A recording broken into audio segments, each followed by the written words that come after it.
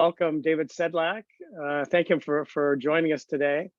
David is a professor of civil and environmental engineering at UC Berkeley and an expert on water. He's written, in 2014, he wrote the book Water 4.0, which if not a bestseller, as I had asked him earlier, at least it got the attention of a lot of people who were and covered, reached a lot of, dealt with a lot of topics on water that were of interest to people around the world. And he's now in the midst of writing another book that deals with more global issues. His talk today will be focused less globally and more on California and the West, but we welcome any questions people have about water issues outside of California and the West. So as you're listening to David's talk and come up with questions, either write them down or put them in the chat. And after his talk, I will bring all of them up and either ask them for you or ask you to ask them yourself if you unmute yourself. But during the talk, we won't be doing any questions, so save them up till the end. David is also, by the way, head of the Water Center at UC Berkeley and has done research on many areas of water, in particular detecting water contaminants like the hormones and such, and possible ways to eliminate them. So as I said, the talk would be primarily about California and the West, but during the question and answer program session, any question is okay. So feel free. Hopefully that's okay with David. I hope I didn't join a Reddit thread here. Yeah, I don't think so. So okay. Take it away, David. Great. Let me pull up my presentation here and then we can get started. So let's see.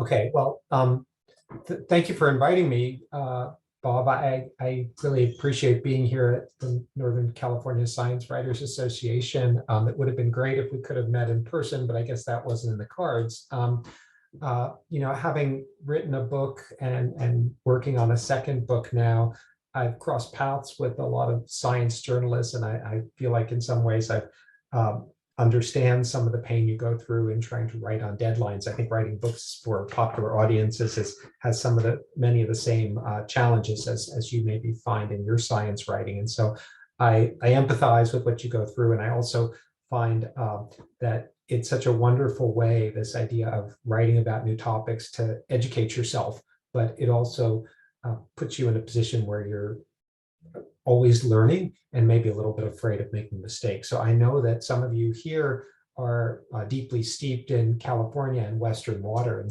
on some of these issues you may know more than me, and I'd appreciate learning from you as well, because we all learn from each other.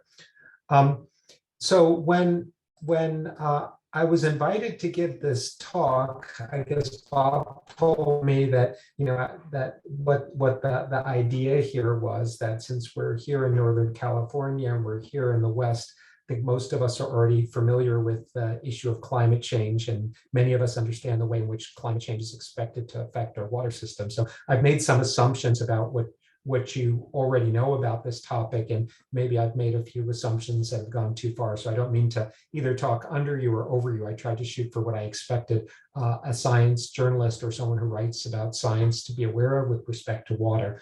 And so looking here at Lake Shasta and thinking about it being dry now, we're all on the same page, understanding that as the climate changes, our snowpack is going to diminish, meaning that the water system that's been designed to capture snowfall and send it to reservoirs when it melts is going to be challenged.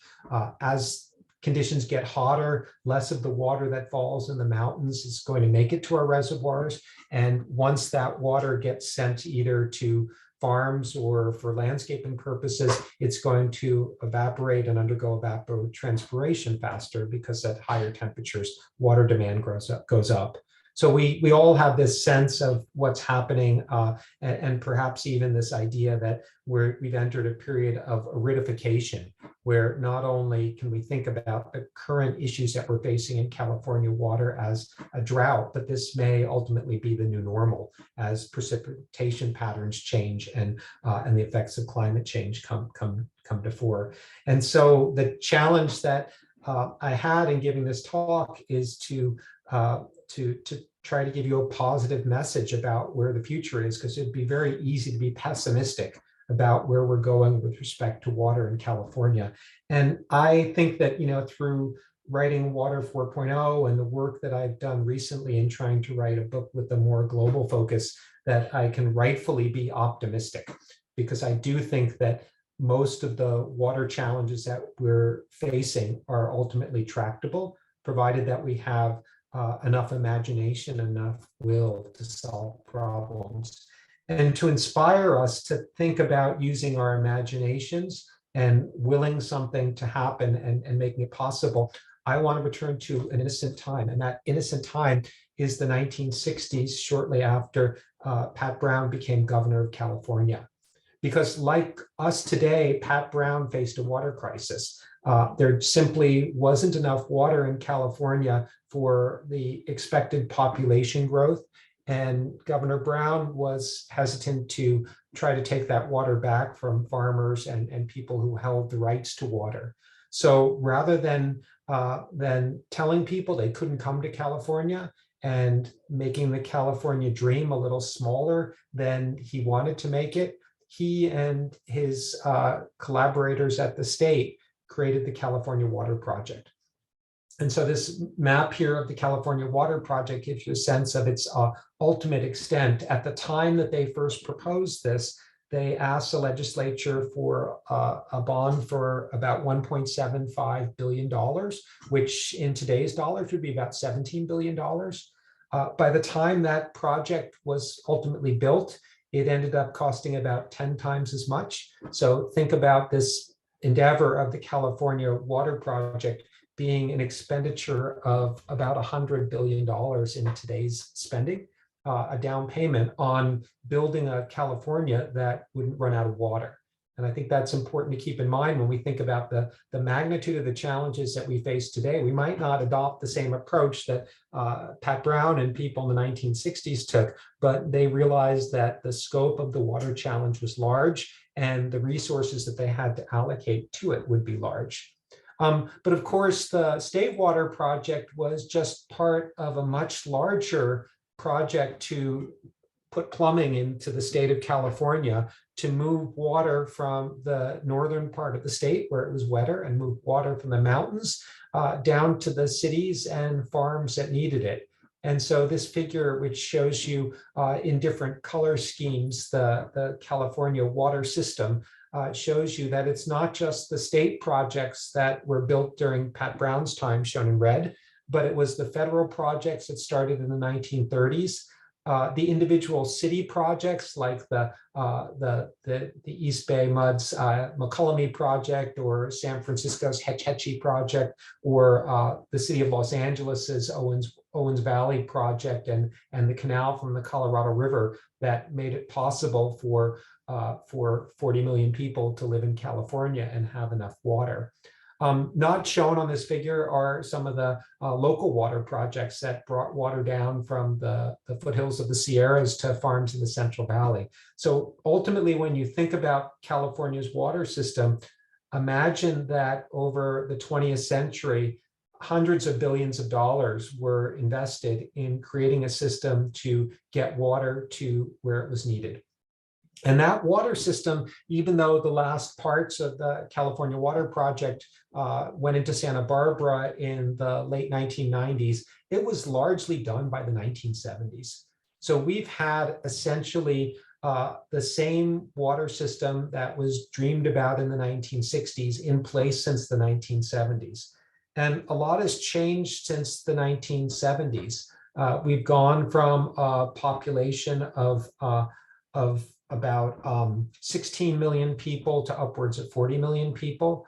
We've implemented a lot of water conservation measures, both in our cities and on our farms. And increasingly, we're dealing with a different climate and a different set of water rights. So there's no way we could build another version of what was built in the 60s, but we might be able to create something new to get us through our new types of water challenges.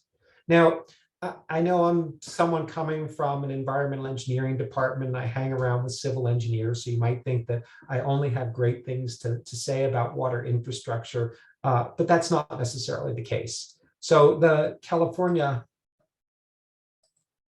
Water Project did some great things. I don't know, I think most Northern Californians would agree that Los Angeles and Southern California is a great thing because it keeps all those people from moving up here.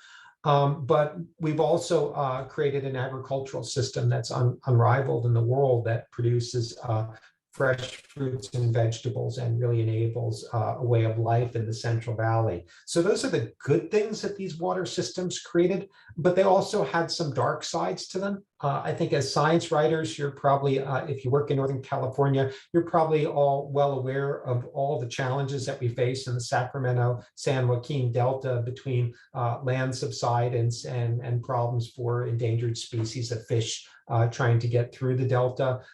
If you've been around long enough, you may even remember the problems at the Kesterson Reservoir, which were exacerbated by our use of water in agriculture and our inability to dispose of the drainage water. So it's been a mixed bag.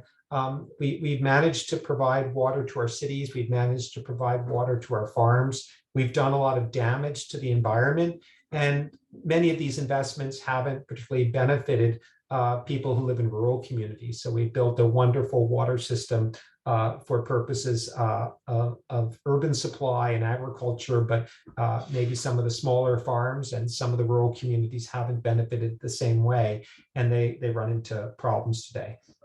So this is a situation we're in today. And I think for me, you know, I grew up on the East Coast in New York, and I didn't move out to California until I started working at UC Berkeley. So it took many years for me to wrap my mind around California water. And I think that this figure that I ran across in the state's resilience portfolio a couple of years ago, I wish I'd seen it when I first got here. It's a little bit of a tough figure to interpret, but if you stick with me for a moment, it'll give you a sense, if you're not intimately familiar already with the situation in California's water, of where we are, and it might even give you some insights into where we're going. So first of all, I apologize for the color scheme on here. I wouldn't have drawn it this way if it were me, so it's a little hard to tell the differences in the subtle shades here, but there are some important take-home points from this. The first take-home point is the bars here. So the top bar shows you where the water comes from. I'm sorry, from how the water is used, and the bottom bar shows you how the water is used for each of the watersheds in California. And so the way you read this is that the top bar shows you, is the water used for agriculture? Is it used for urban purposes? Is it sent to the ocean to support the environment? And so just the length of the bar tells you where the big water uses are. So the first thing you'll notice is that when you compare the coastal water uses, and in particular, I'm thinking here about the urban population centers, the San Francisco watershed and the South Coast watershed, they're much smaller than the other watersheds, the ones in the Central Valley. And so this is the first thing to realize, that in California, we use about 4 times as much water for agriculture as we do for our cities. The second thing you'll notice, if you spend a little time looking at this figure, and I encourage you to go find it on the state Department of Water Resources website. If you can't find it, just let me know and I'll send it to you, is that the water's coming from lots of different places. So there really is a diversity of sources in the state. If you look at the Bay Area, we have a mixture of water. Some of it is coming from local projects like the Hetch Hetchy system and the McCullamy system, or it's coming from the state project. If you look at Southern California, you'll see that they're heavily reliant upon groundwater extraction from the local basins and the Colorado River. But you'll see they have kind of a diversified water portfolio in terms of where the imported water is coming from. if you look at the Central Valley, the Sacramento, San Joaquin, and Tulare Lake basins, you'll see that the majority of the water is used for irrigation. That's this kind of Kelly green, maybe light green bar that is prominent in all three of those. And the water's coming from a variety of sources, including groundwater and the federal and state projects. So, you get an idea that, first of all, there's lots of water used in the Central Valley for agriculture. There's moderate amounts of water used on the South Coast and San Francisco. And then if we look at Northern California, lots of water, lots of it flow into the ocean, not a heck of a lot of agriculture and in terms of the overall amount, and not a lot of people up there. So it's not evenly distributed. And so with this in mind, I want to think about this question of 60 years in the future. So if we think of ourselves as in the position that Pat Brown and his colleagues were in 1960, 60 years from now, in the year 2022 or beyond that, what does California's water system look like? What are the kinds of investments that could be made to adjust for our new climate? And what are some of the challenges we would face? And so I want to talk about it in terms of really three major themes here. The first theme is water for cities. The second theme is water for growing food. And the third theme is water for the environment. So let's see if we can take those in turn. So let's start with water for cities. So this is the book that Bob mentioned, Water 4.0. I wrote this book and it came out in about 2014, and I wrote it to explain my own experiences, especially working in Southern California with something that I saw as a water revolution. So I explained the development of water systems as undergoing three revolutions: the revolution of centralized water supply, drinking water treatment, and wastewater treatment. And I explained that we were in the process of a fourth revolution, and this revolution was a diversification of water supply for cities by doing things like reusing and recycling wastewater, capturing the stormwater that falls within cities, and using seawater desalination and other forms of desalination to provide water. And this schematic here was one of the ways in which I explained it. And so I wrote this book in 2014 to explain what I was seeing and to help demystify some of the things that people were encountering as they heard about things like potable water recycling or seawater desalination plants. And in the years since then, a lot of what I wrote about has come true. And so in particular, I think the important point here is maybe illustrated by a photographer who managed to get Mayor Garcetti to stand on top of a clarifier at one of the big sewage treatment plants in Los Angeles. And here's a quote from Garcetti about how the city of Los Angeles is going to break its reliance on imported water. And one of the main ways in which Los Angeles is going to break its reliance on imported water is through water recycling. And the kind of water recycling that they want to do is potable water recycling. And Garcetti isn't alone here among the state's politicians. When Kevin Falconer was mayor of San Diego, he committed to a similar program for San Diego. Orange County has already done similar things. In fact, Orange County doesn't really have any more wastewater left to recycle. And more recently in the South Bay, Valley Water and its partners in the Silicon Valley area have committed to start building a water recycling program. So the writing's on the wall that in the next 10 or 20 years, there won't be any more wastewater in California, or at least the wastewater will largely be recycled. And a great deal of the wastewater that isn't already being recycled will go to potable water recycling. That is, they'll go through advanced treatment and they'll get put directly into the water supply. And at one time, people used to poo-poo this as a toilet to tap, but given the change in attitudes we've seen through the drought, really it doesn't seem like that's an issue slowing down the diffusion of this technology.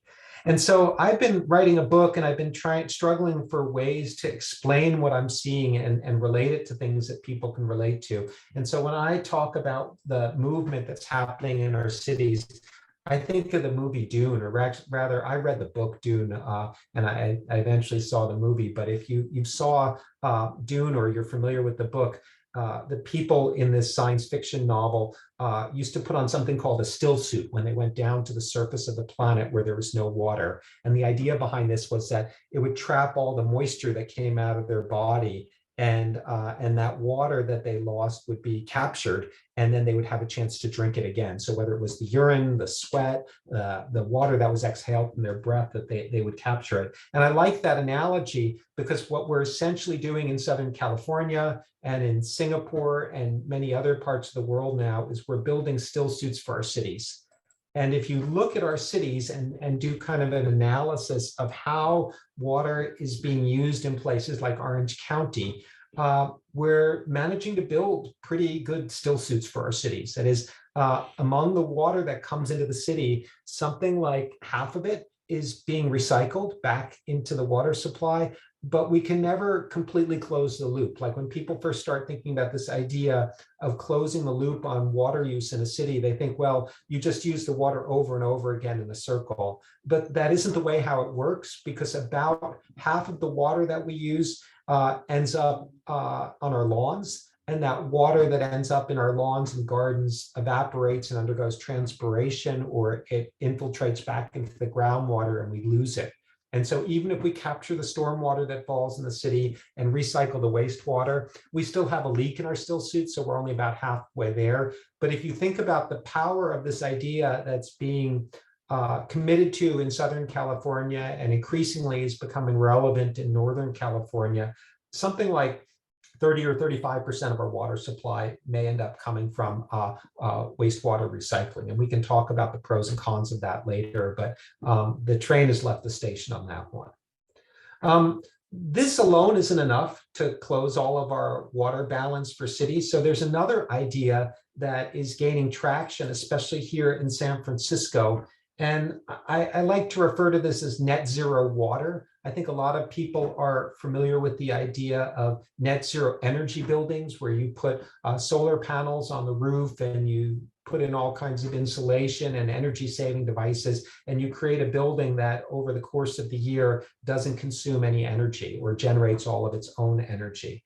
Well, the idea of a net zero water building is becoming practical. And if you've seen the Salesforce Tower in San Francisco or some of the other buildings in the city, we're starting to build buildings that recycle the water and reuse it within the same building itself. So you can put little miniature sewage treatment plants in the basement. You can reuse that water for flushing toilets or for cooling towers or for landscaping around the edge of it. And we're seeing more and more buildings, because San Francisco has an ordinance that requires it, but we're seeing interest among Silicon Valley tech parks. We're seeing interest among home builders in net zero water buildings. And this idea of net zero water buildings, which is not restricted to California, is picking up steam in other parts of the country and other parts of the world. For example, Battery Park City in New York is a development that generates about half of the water it needs through recycling gray water within the buildings.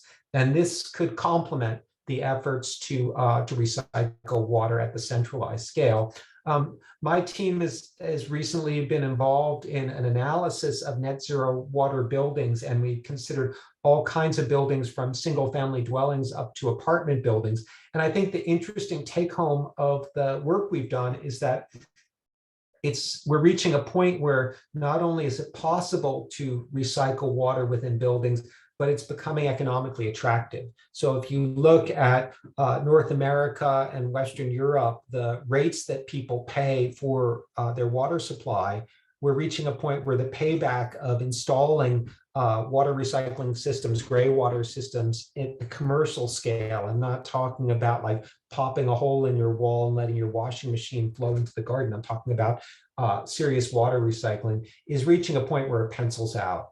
And so things may change very quickly in this area in the coming years as the technology gets better and some of the regulatory hurdles get solved.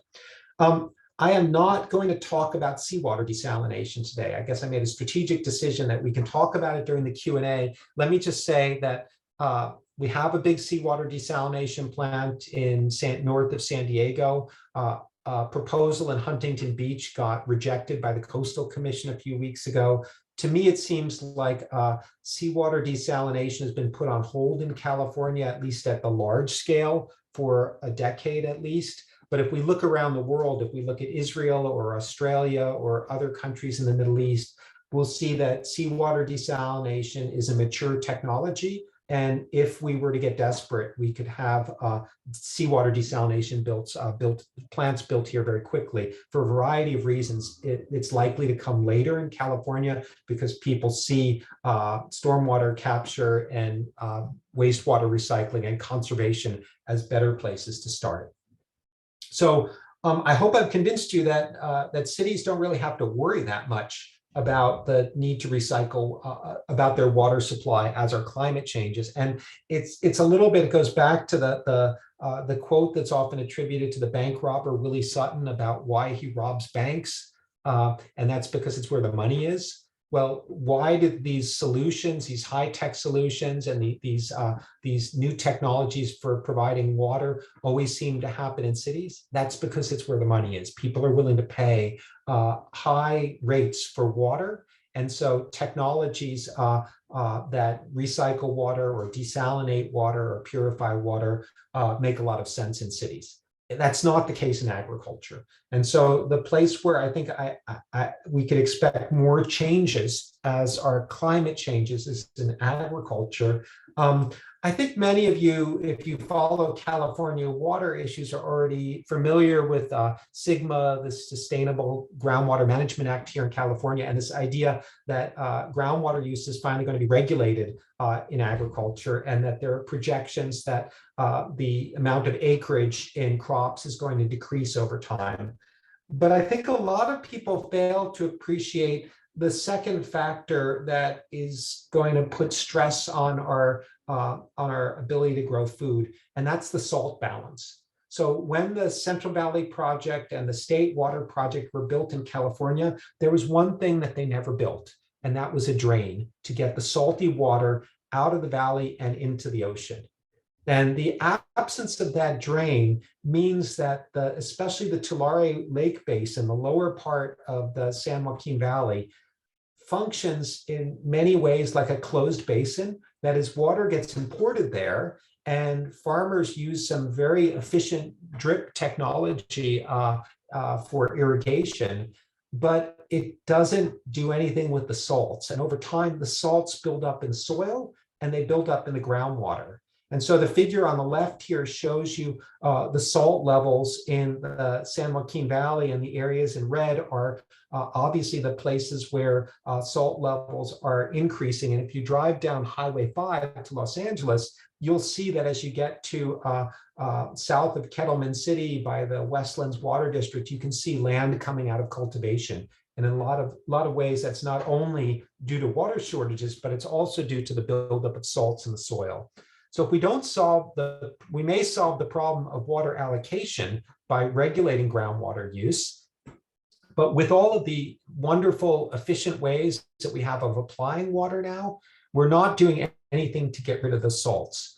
And so when I sat down to write this book about the future of water and to expand upon what was in Water 4.0, I realized that what we really need is a better salt machine.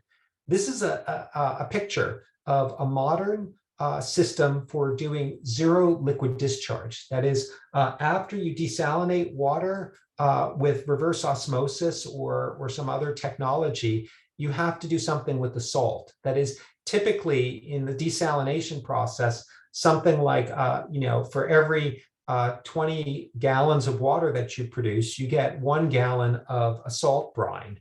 And you can't just dump that salt brine into a river because you'll destroy the ecology of the river.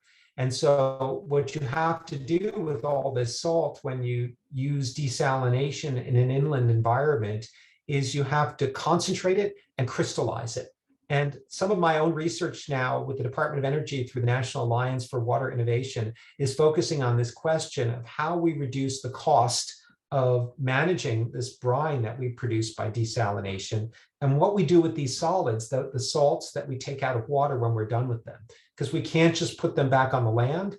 We can't put them in a big evaporation pond like they did at the Kesterson Reservoir. We have to find some sustainable way of managing salts. And so I think in the future, there's a role for desalination in agriculture. It's not desalinating seawater and sending it to our farms. It's using desalination technologies to help solve the salt problem, which is actually one of the biggest stresses to our land and future use of our farmland.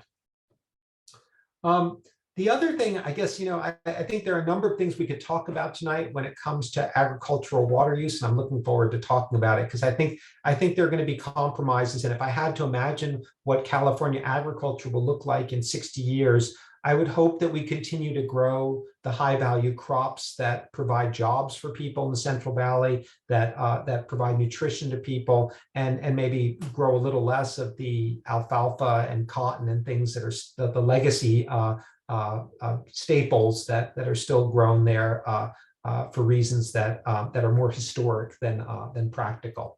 But the third area I wanted to talk about tonight was water for the environment. And when I think about this, I think about this idea that the majority of the Earth's rivers and waterways are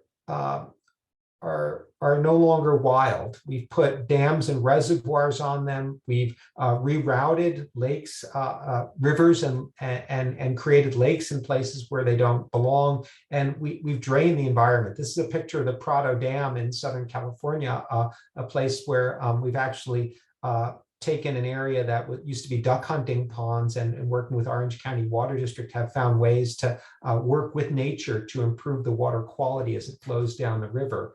But when we think about our plumbing system in California, we are the ones who run the rivers. We determine how much water flows to the sea, when it flows to the sea, what the temperature will be as it goes down there, and oftentimes the quality of the water.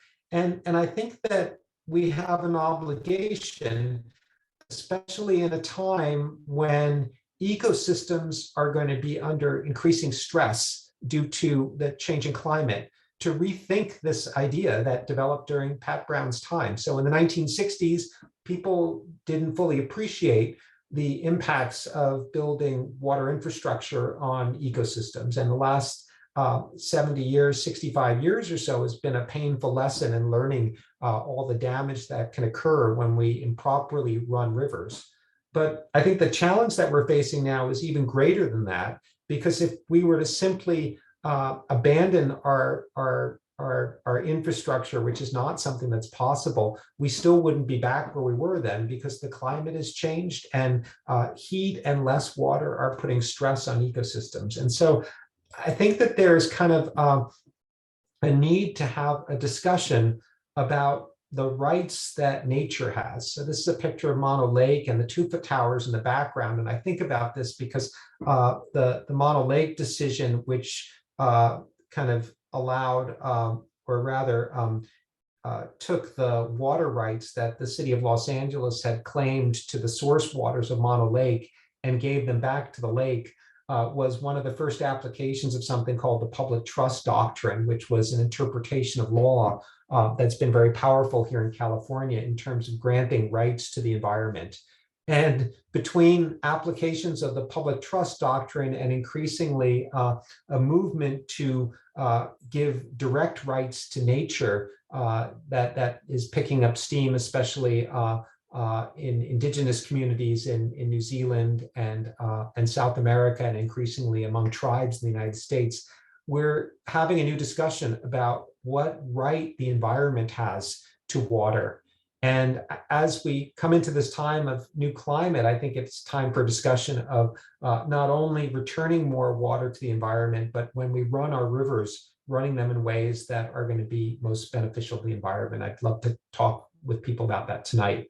But while we're on the topic of rights, I also don't want to forget the idea of a human right to water. So one of the most significant things that's happened in recent years is the state of California not only passed a human right to water, but also started allocating billions of dollars towards the human right to water. And the place where the human right to water is particularly relevant is in the rural communities, especially in the Central Valley in Northern California, that never benefited from all this infrastructure that was built in the 1960s and 70s. And so we're going to see the idea that every citizen of California has the right to drinking water and an adequate amount of water for their hygiene and livelihood come up as a bigger discussion and a place that's going to affect some of these discussions about water rights going forward.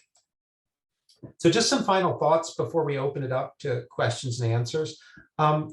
California cities are going to adopt to this hotter, drier climate through investments in things like efficiency and water reuse and tapping into local sources like stormwater runoff and even seawater desalination. So don't lose sleep over California cities not having enough water.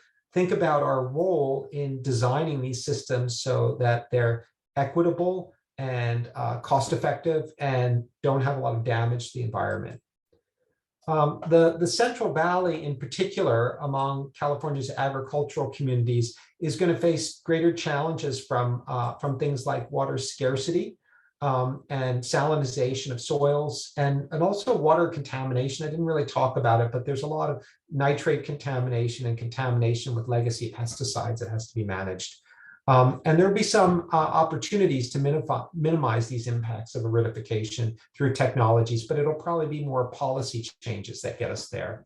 And then finally, climate change is going to stress California's ecosystems. And this idea of rights, water rights for the environment, mean that we may end up reallocating some of the water back to the environment, not only to return it to its rightful place, but to help them deal with the stress of a changing climate. And with that, I'm going to stop sharing my screen and welcome your questions, and hopefully we can have a discussion. Thank you, David. There have already been some questions coming in. Ken Britton asked, overall, how much of incoming flow is lost to evaporation for all the reservoirs in the state? The reservoir evaporation issue has been looked at a bunch of times because people have had proposals over time to do things like put not actually cover reservoirs, because they're often ecosystems that have fish in them and people value them for recreational purposes, but to cover them with layers of oil to minimize the evaporation. And people also talk about putting solar panels over the canals to take water to Southern California. If we were to do those things, we'd save a few percent. It's not a huge amount. So evaporation in California is like typically between 1 and 2 meters a year. And when you look at the surface area of those reservoirs and those canals and how fast the water moves, it's not a major opportunity for extending our water supply. So that's why people have turned their attention to doing things like lining canals to prevent them from leaking rather than covering reservoirs. There is some movement towards building solar panels on top of canals, and that may be convenient, and you may see more of that in the future. Scott Carlson had a question. I don't know if you wanted to unmute yourself, or I can ask the question. Scott, I don't know if you can unmute. Do you want to ask? Are you there? I'll just ask the question. Can you say something about, there's been a lot of discussion, at least over the past couple of years, about almonds in the Central Valley and being a water hog. Is that a big deal or not? I guess it's philosophical more than anything in my mind. I mean, yeah, almonds are kind of the poster child because someone came up with the statistic about how many gallons per almond, but I would think that you can make similar claims about many different fruits and vegetables. I think that almonds are a move towards higher value crops, and the reason that people picked on almonds is that at the time a lot of the almonds were exported and so weren't even enjoyed by people in California. My impression is that farmers practice more crop per drop, and so wherever they can make a profit, they will. So for example, without those almond trees, we wouldn't have seen the move from flood irrigation to drip irrigation, because the almond trees are so profitable that farmers can afford to install drip irrigation and moisture sensors in their fields to do that. And so no one's about to tell a farmer how to use the water that they have, and any water that they save, they're probably going to channel into growing more food. And so I'm not sure it's productive to pick on almonds or any other particular kinds of crop, because that's just what things do. I think there's another issue we should all be aware of when we think about agriculture, and that's labor shortages in agriculture. So given the high cost of living in California, and the decreasing availability of people willing to do the hard work in the fields, there's a movement towards automation. And so almonds seems like one of those crops where a small number of people can harvest a lot of food as well. So you may see more movement in that direction in the future. So I'm not sure it's going to get us anywhere to criticize almonds per se. Okay, maybe cotton though. Yeah. Lynn Friedman from down south says, will there be more deals between cities and agricultural water rights, like between San Diego and Imperial County? Yeah, I mean, I'm not intimately involved in the specifics of what goes on there, but I often think it reminds me of the situation that I've run across in Singapore. So I don't know if you know anything about the history of Singapore, but Singapore is a city-state, and its imported water supply comes from Malaysia. And so Singapore built the kinds of things that we see in California: water recycling, desalination, stormwater capture, water conservation. And it's meant that Malaysia can't really use their imported water as a bargaining chip to get a higher price out of Singapore. And so I look at it a little bit that way. The Imperial Valley and other agricultural water users can trade with cities and make water available to them. But the city, if that price is too high, the cities will get water from other places. So I think it's reduced the cost, the value of some of that water transfers to cities. And farmers now have to decide whether they want to sell out at a lower price. And what I've managed to observe about farmers is that farmers maybe are not as economically rational as you might think. They really do value feeding people, and they're hesitant to idle their land. And so we'll see what happens. It's easy to line a canal and take the savings in that canal and send it to a city, but I'm not sure we'll see the Imperial Valley giving up on farming just to sell water to San Diego, especially now that San Diego has this big project to recycle its wastewater.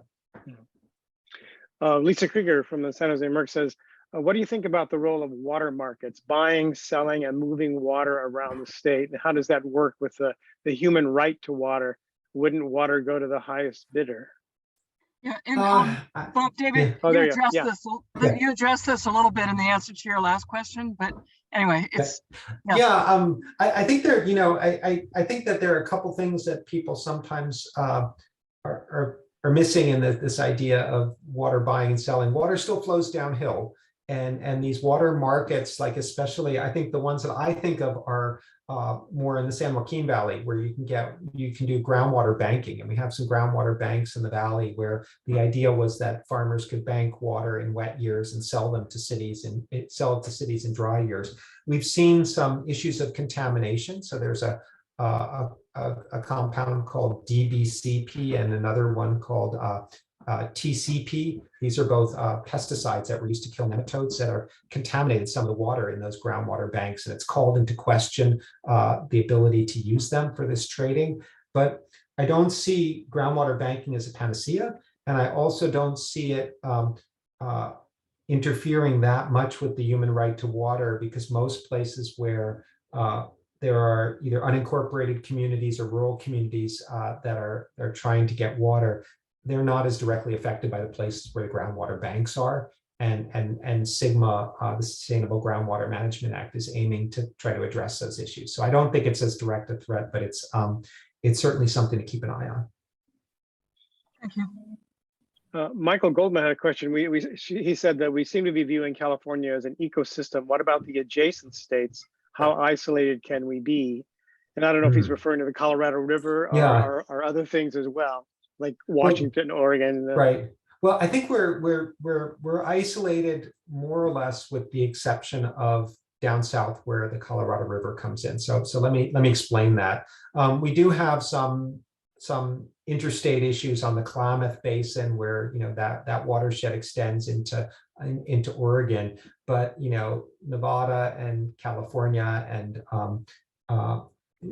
really don't have that many water issues on that eastern side. So the other place where our interests bump up against our neighbors is in the Colorado River, and we're one of the lower basin states, and we have kind of overused our allocation, and so there are going to be negotiations with the upper and lower basin states. And I think the long-term message is, it seems like less water is going to end up coming to California through the Colorado over time, whether that's from the continued aridification of the basin or just the renegotiating or relitigating some of those water rights issues. So in many ways, we're on our own, with the exception of the Colorado River system. And the Colorado River system is certainly not going to grow. If anything, it's going to shrink over time. Maybe one of the interesting connections between California and other states is that California does have the ability to build desalination plants on the coast and sell those water rights to other Colorado River water users. And people have talked about that in the past, but given where we are with seawater desalination, that doesn't seem like it's going to happen anytime soon. Another question from Rex Sanders. A study just highlighted in EOS claims that lower river average flows due to climate change mean higher mineral or salt content. So there are those impacts too. You addressed salinization in the Central Valley, but yeah, the places where we look at salt issues here in California, in addition to the Central Valley, we have the Salton Sea, which is a slow-moving disaster of its own that we're going to be dealing with in the coming decades. But probably the Colorado River is also going to become saltier over time as the system dries out. This larger issue of higher salt levels as areas dry out will probably be more relevant in other parts of the country where they're not already dealing with this issue of salt management. But for us in California, a lot of the salinization issue comes to this issue of closed basins and also the dissolution of salts in the aquifer. So as we pump deep groundwater, we see more salts dissolving out of the geologic sediments as well. So yes, keep your eye on salt. It not only makes water undrinkable for people, but it also decreases crop yields and forces farmers to shift among crops. And so you see people going back to growing salt tolerant plants like artichokes or pistachios when the salt levels get too high. Brad Stewart, you had a question. I don't know if you can unmute yourself. Maybe you can ask the question. Are you there? Yeah. Hi. Hi. Hi. You've talked a lot about large-scale infrastructure projects like desalination and things like that, but we also have a lot of homeowners who I'm a member of a board of a water district in Northern California, and we're looking a lot at rainwater catchment and other local initiatives. So what do you see as the balance between where investment should go between the large scale projects and the kind of homeowner oriented grant funded projects where we can catch our own rainwater? We're in sort of borderline North Coast here. Yeah, I think that's a little bit of a blind spot on my part, working so much with cities and thinking about these big investments and big issues. But I do really appreciate the challenges that people have in rural communities. And I think it comes down to that slide I showed on building scale water recycling systems. So, rainwater capture is a well-established approach. I'm sure you're aware of that. In Australia and Brazil and many other parts of the world, people have cisterns. They harvest the water that falls on their roof and they reuse it. To me, one of the keys is taking these systems and either adding in the ability to recycle the water, like gray water reuse, or making the uses of water very efficient. And so there's this movement to integrate household scale water capture and reuse with ultra efficient appliances that reduce water demand, that allow people to have these net zero water homes. And I think that the challenge is that this makes sense at a certain population density. When your population density gets high enough, then you want to have a centralized or at least a cluster scale system. But when you live at low population density, it doesn't make sense to build pipes to get water out to people's homes. And so you go with the small scale systems. And I think that it probably makes sense in some parts of the state. It will also probably run into all kinds of equity issues, because obviously wealthy people are going to be the ones who have access to these kinds of things, just like we saw with solar panels. And so we'll need to make sure that if the state is going to provide rebates or fund these kinds of projects, that low-income communities also have access to the same sorts of water supply. One of the nice things about a centralized water recycling project or centralized water supply is that everyone has access to the pipes. It may not always be inexpensive, but the inequities build up when you allow people to break free of the water grid. Great, thank you. You mentioned net zero water buildings. Lisa Krieger had a second question. How does that conflict with city systems where they try to recycle their water? Yeah, we've had a number of discussions with this. You know, when you tell people when you tell the water managers in Southern California who just spent all this money on water recycling systems that people are going to recycle water within buildings, they say, but wait a minute, we were expecting all this wastewater to come in. You have to send us the wastewater. We built these systems with that expectation in mind. I think that this is something that we've yet to fully address as a society, is that if we're going to really get serious about net zero water homes and buildings, we have to plan for the water recycling systems accordingly. We're also seeing something in California, and that is, as consumers have put in more efficient appliances in their homes, the flow of the wastewater has come down, and that causes issues like corrosion in the sewer collection system. It also means that the solids don't move in the sewers the way that they were designed to, and so you get odor problems. And then increasingly, as people conserve water, we have this problem that our water supply pipes were sized for firefighting and not for household supply. So back in 2015, when we had the drought and we all reduced our landscape watering and our indoor water use, communities started to violate the chlorine disinfection byproduct regulations. And that was because the water was spending such a long time in the water distribution system that the disinfection byproducts were building up as the water had more time to contact with the chlorine.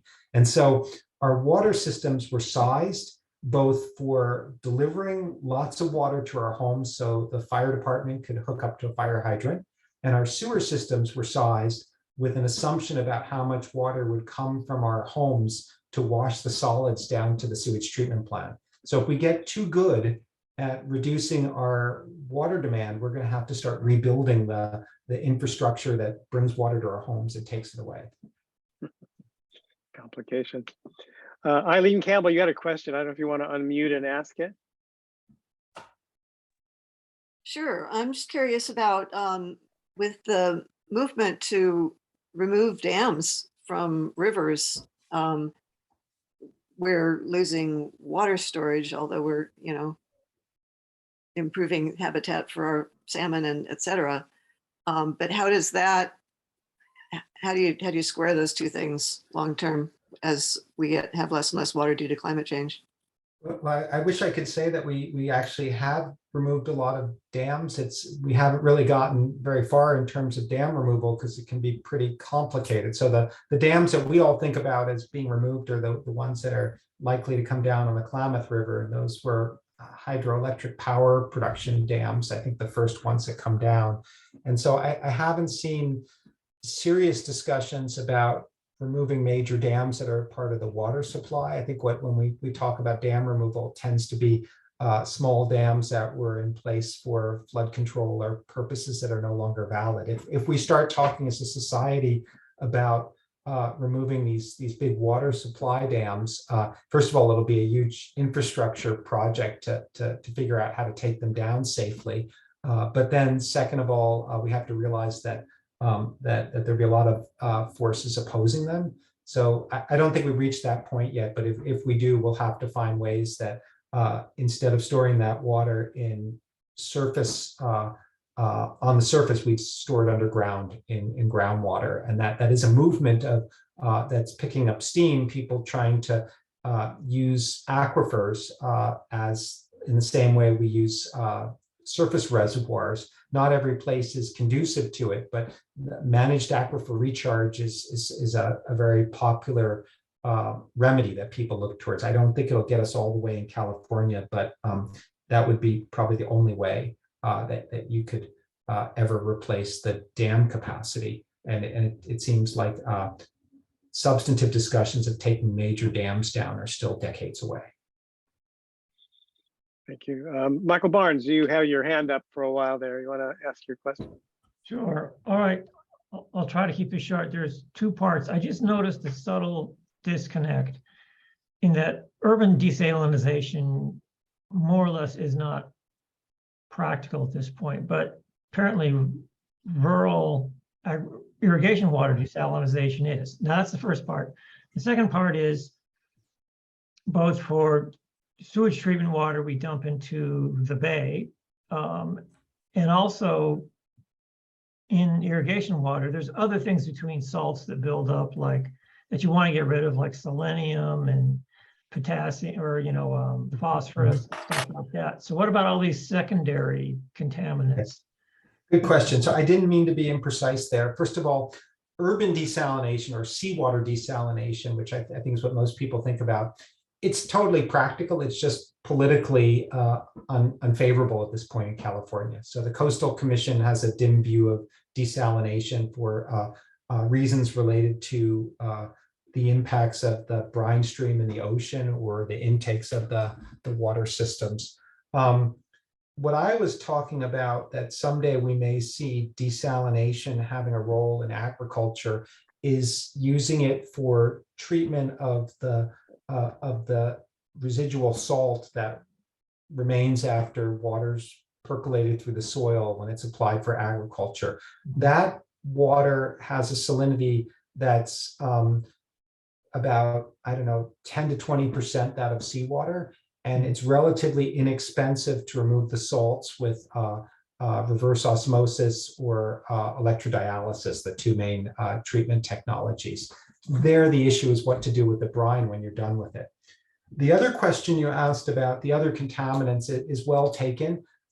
Selenium is an issue, especially in that area around Kesterson. So it's a relatively small fraction of the valley where the selenium is naturally occurring at high levels in the soil where it has to be removed. And the Bureau of Reclamation has tried building a biological treatment system that works with desalination to remove the selenium before the water is desalinated. But you do have a very good point that agricultural runoff water is going to have pesticides and nutrients in it. And it's more than a matter of simply dealing with the sodium and the chloride. In the way I explained it of desalinating and then using zero liquid discharge, you would recover the phosphorus and the calcium and the sulfate in the brine, and you'd have a chance to separately purify those brines so they could be used again. So for example, in a lot of the San Joaquin Valley, the main salts coming off of agricultural fields are calcium and sulfate. And if you can separate the calcium and sulfate, you can precipitate them as gypsum. And gypsum is used in agriculture to loosen the soil. So you could reapply them to the land instead of importing gypsum to the fields. You could use them again. And people have developed schemes for recovering the phosphorus coming off agricultural sites to use for fertilizer again. So that's the dream that people have. I don't think it's quite practical yet, but that might be in our 60 years in the future when we look forward to what people might be doing with technologies. Okay, thanks. Madeline Nash, you had a question. You want to unmute yourself and ask it?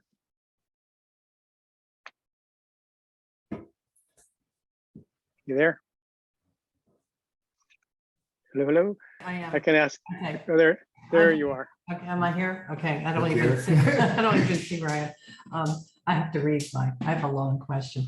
I'm just wondering if there's been thought given to the potential for a mismatch between, I'm going to say, the climate system and the human system. And obviously California's growth and, would cause concerns about the water supply, even regardless of climate change. But given that we do have climate change as an additional stressor on top of it, I'm wondering about all these solutions that we're talking about here: gray water recycling, desalination plants. They're all take time to implement, and they take a large investment of dollars. And so I'm wondering, you've expressed some optimism about California's ability to cope. Is that based on an assumption that the climate is going to kind of slowly change, as opposed to, maybe we're in the middle right now of a 100-year megadrought, which would put more pressure on having a faster solution? Okay.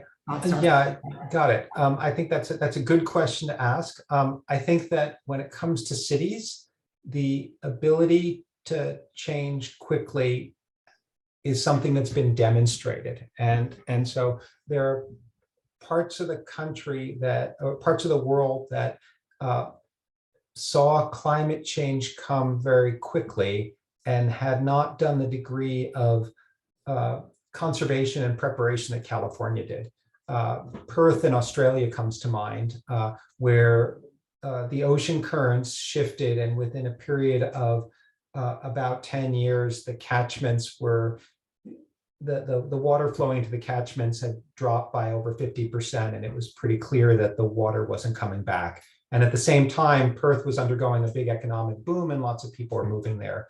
And they had always been very resistant to investing in things like water recycling and desalination. But when things got rough, and this is kind of the theme of Water 4.0, during times of crisis, windows of opportunity open up, and money gets spent very quickly, because no one wants to be the political leader of a city that went through day zero and ran out of water.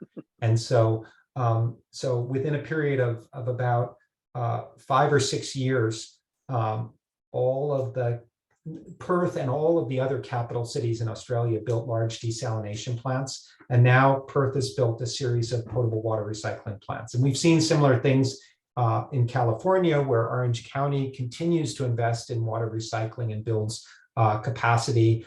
And we're seeing that happen very quickly now in San Diego and Los Angeles. So I think these large centralized water recycling projects can expand capacity very quickly. Desalination plants, if a place was desperate and lost its opposition to desalination because they were staring down day zero, you would call it one of the commercial companies, most of them out of Israel, and they would show up and build you a desal plant in a few years. And so we have a great capacity to adopt these new and relatively expensive technologies over a period of years, which is like lightning in the area of infrastructure, and also a lot faster than a lot of the climate change happens. It's another story when we think about agriculture, when we think about rural communities. I think that's going to be, if climate change comes faster, we may see changes there. And in agriculture, the likely change would be land would be fallowed and communities would suffer. So I think that's the real worry, I think, in California, is that this kind of climate change may not affect the cities as much as it'll affect rural areas. Brad Stewart had a question about the Central Valley aquifers that I also had. And there's a big deficit already of water pumped out of the valley. I mean, what some parts of the valley have sunk, what, 30 feet over historic times. Is there opportunity at all from Sierra runoff or whatever to ever recharge the aquifer in the Central Valley? Well, the way I understand it, when that land subsidence happens, some of that pore space in the aquifer doesn't come back. But that doesn't mean you don't have storage capacity down there. It doesn't mean you should give up on managing the aquifer. It's just that there really aren't too many new sources of untapped supply coming off of the mountains. And so the big hope that people have is this idea of flood managed aquifer recharge. The idea is that, during a particularly wet year, you flood farm fields and you infiltrate more water into aquifers. And there's been a lot of movement now under the Sustainable Groundwater Management Act to try to capture more of the high flows during wet years. So this would be not the winter flows that are necessary for fish migrations, but the excessive flows that happen in particularly wet years. And the jury's still out on exactly how much water could be obtained that way. It looks like it's a pretty decent thing in the Sacramento Valley and the northern part of the San Joaquin Valley. But when you get down south where there really is this problem with salinization and there's this really acute water need, it's just hard to get the wet year storms down there to recharge the aquifers. So my guess is that we will put more water into aquifers by taking advantage of wet periods, but it's not going to solve the problems. That we have to really do that by bringing our consumption into balance with the rate of recharge. Can I supplement that question?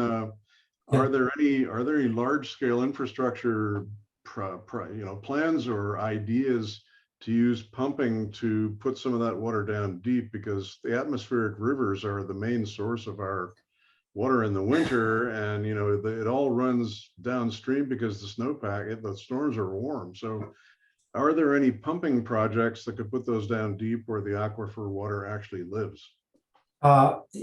It's maybe not so much a question of putting it down deep, because down deep there's already water, but it's getting those atmospheric rivers into the ground. And like I said, getting the atmospheric rivers, which tend to hit a little bit more in the central and northern part of the state, getting them all the way down south to the Tulare Basin is challenging because the plumbing's set up to drain that area so it doesn't flood. People have looked at this idea of forecast informed reservoir operation. Sonoma County Waters is a great practitioner of this, and this idea that what you do is you use your reservoir capacity to capture the atmospheric rivers. So during periods when it's not raining, you send water from your reservoirs and you use that to recharge the aquifers, and you do that at a more gradual pace. And then you leave the reservoirs more empty so that when you do get an atmospheric river, you capture it. And I think that's going to take some reassessment of some of the ways in which reservoirs and hydroelectric power plants are operated. But it does have some potential to do exactly what Brad was suggesting. But I don't think it's a cure-all, because no one wants their reservoir to be too empty during the summertime. Lisa Krieger had another question as well. Do you think that the water rights system will ever be torn up and reallocated? There are a lot of lawyers in California, aren't there? And there are a lot of people who cling to their legal rights to water. And so, many people in the water world were pleasantly surprised in 2015 when the Sustainable Groundwater Management Act was passed, because that started to nibble at the edges of water rights. I'm just not sure. I see a tearing up of water rights, and some of that comes from the fact that in California, rights to water has a lot to do with the value of property. So I'm not a lawyer, but I think it amounts to a taking. And so when you take property from people, that tends to be quite a legal mess. And so I'm doubtful that will relitigate water rights. I think the one place where I could see water rights being discussed again is this idea of the public trust doctrine, or the need to return water rights to tribes that had them taken away. So those are the two places I'd look for some rethinking of the water rights, which had seemed sacrosanct. Sean Cummings, you had a question. I don't know if maybe we've answered it already. I don't know if you want to unmute yourself. Is there? Yeah, I can just kind of rephrase. I think what I was really asking was, the main thesis of your talk seemed to be that, don't lose too much sleep over cities, but agricultural systems might have more challenges going forward. And I might be misremembering, but I think I heard you say at the beginning of the talk, maybe especially talking about, those historic water projects that you gave us a recap of at the beginning, that, all these projects are focused on bringing water to major urban centers, and, rural communities might be left suffering a little bit more. I guess what I'm asking is are there, we sometimes equate like agricultural systems with rural areas in our minds, and you already said agricultural systems are going to face some challenges. Is there any reason to lose sleep over rural communities not having enough access to water for non-agricultural purposes, household uses, that kind of thing, or is it mainly an agricultural problem? No, certainly. Yeah, absolutely. So in especially in parts of the Central Valley, there are unincorporated communities where the homeowners have wells that only go to a certain depth, and the adjacent farmers can afford to dig deeper wells. So as the water level falls, those wells end up high and dry. And you can read about what happened in East Porterville during the drought of large communities, unincorporated communities, where people were on bottled water for months and months until they got a piped water supply. So there certainly are reasons to worry about small communities in agricultural areas, because they often can't afford to sink deeper wells. And also the quality of the water in some of those rural areas is adequate for agriculture, but it's unsafe for people to drink. So both the salt levels in the water might be too high, but also the levels of nitrate and pesticides might be too high. So there is kind of a quiet crisis in rural communities with respect to household water supply, and the state's starting to look at it a little bit more carefully and allocate billions of dollars towards it. But I think it's going to be a project that takes many years to fully realize, because they're scattered all over the place, and they don't have the same sorts of institutions like utilities that manage their water. So it's kind of a town by town, house by house effort. Thanks. And I guess a follow-up to that is, and you started to answer that just now, I think, but most of the big solutions you mentioned in the talk were, again, for major urban areas. In your work, your research, your writing, have you come across any instances of those scaling down well to rural communities? And if not, are there other strategies that are being implemented? I think a lot of us are optimistic that in the near future, some of the manufacturing technologies and the abilities to operate water systems with sensors and actuators will make these plug and play. And we see that in low-income countries, where people are setting up water kiosks using reverse osmosis systems to purify water that would otherwise be unsafe, and selling it at a household scale, a very simplified system. So I imagine that we'll see those systems become more practical. But like, you can go to Home Depot and for a few $100 buy a household reverse osmosis system. And the challenge of implementing those in a rural community is that they still may be too expensive for people, and people may lack the capacity to install and manage them. You may need some help in the installation process. But those technologies should become cheaper over time. So the easiest solution to rural communities where people are struggling either with water quality or water quantity is to extend the pipes from a nearby community where they have a centralized supply. But when that's not practical, I think we're going to see more options for inexpensive technologies that can make this practical. And I think that's coming rather quickly. And it's being driven not necessarily by the United States, but by other parts of the world where people have to take water purification and water supply into their own hands, like in rural parts of China and Southeast Asia and India. Rex Sanders, you had a couple of questions. You still there? If this works, sure. How does recreational use of surface water, like boating and fishing and whitewater rafting, affect all of these problems? And in particular, I'm thinking of on the American River, where the whitewater rafting community basically made a deal with PG&E to release raftable flows during summer weekends. And I don't know if that's a big deal or not. I guess if you're a rafter, it's a wonderful deal. I would want to know what it meant for the species that live there. So, back in the early days of hydroelectric power plants, the flow in the rivers would go up and down as the electricity demand went up and down, and that wasn't doing any favors to the creatures that lived in the river. And so we learned that you can't monkey around with river flows without damaging the ecosystem. So I guess you're right that recreational water users are stakeholders along with people who rely upon power and need that water for growing food or for their household uses, but they're up there with the ecosystem.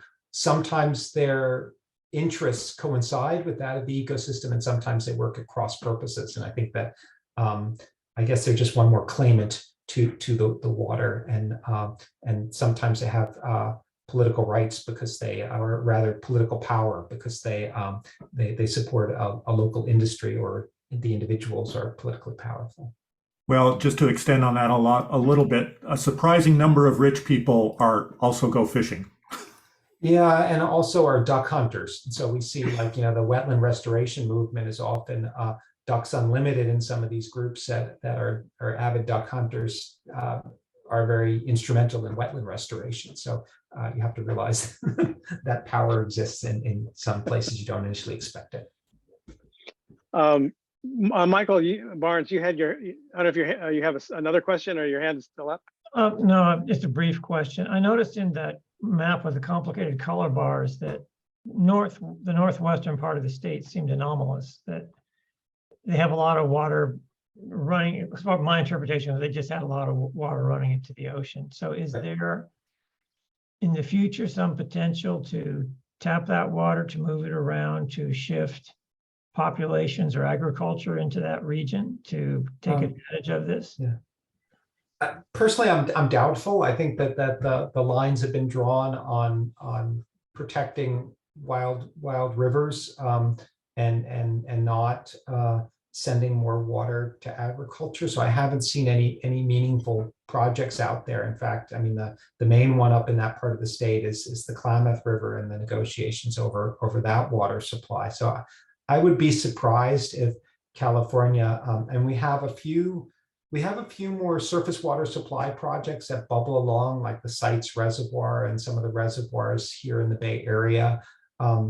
Some of them may end up getting built in the coming years, but I think that the era of building dams and moving water around the state is over, especially in light of all of these new ways of obtaining water and the ways of conserving water. So it seems unlikely. Just as a follow-up, weren't there people pushing to build more reservoirs in certain parts of the state to capture all of that water that's rapidly pouring out of the Sierra and even during the winter and early spring? Yeah, I mean, again, I think that the lines are drawn against building more reservoirs, but there are some projects that make sense to some people. They're generally considered off-stream reservoirs, where you wouldn't necessarily dam a running river. You would wait for these high flows and move that water or pump that water into reservoir to use it later. And we may see some of those get built, but remember, one of the hallmarks of our ecosystems is this flashy flow, which is important to fish migrations and for scouring sediments out of the system. So it's something that, the time when you're most able to use that water is when there's anomalously high flows. you don't want to get in the situation that we see in the Colorado River where the water never makes it to the ocean. That's just not going to happen with our waterways at this point. Why don't we go to one final question here? Lita Gifford asks, is it true for plans, there are plans to move water from the Delta to Southern California? How do you mean that, Lita? Because we do that now. Do you mean more water? Well, you were saying that the time for moving water around the state was over, but within the last couple of years, I heard of plans to try to get some more Delta water to go down south. Is that I don't true, think or? I think it's probably not more Delta water. It's to preserve the water that passes through the Delta now by building the tunnels. So way back in the day, there was this thing called the Peripheral Canal, which was the last piece of the state water project, which was going to move water around the Delta because it becomes more salty and it picks up organics when it goes through the Delta. And that was rejected by the state's voters. And so it came back as the Twin Tunnels project, which was intended to take water from the area around Sacramento and pass it under the Delta. That may come about and happen, but it would really be a way of just locking in the water that's currently sent down to Southern California. Because if we have a catastrophic failure of the Delta, either through earthquakes or flooding, the system could be out of action for a considerable amount of time until it's repaired and the salts are flushed out. Well, thanks. Well, thank you, David, for sticking around for all the questions and for a very illuminating talk. And I hope this helped you also in putting together the final version of your book. Yeah, I mean, hearing from knowledgeable people like science writers is very, very helpful to me. And I appreciate all the questions and your patience with me as well. And I'll help publicize your book once it gets published. Thank you very much. Well, thank you very much, David. And thank you all for tuning in. It was thank you for your questions too. So stay tuned for our next talk, which will be sometime in the fall.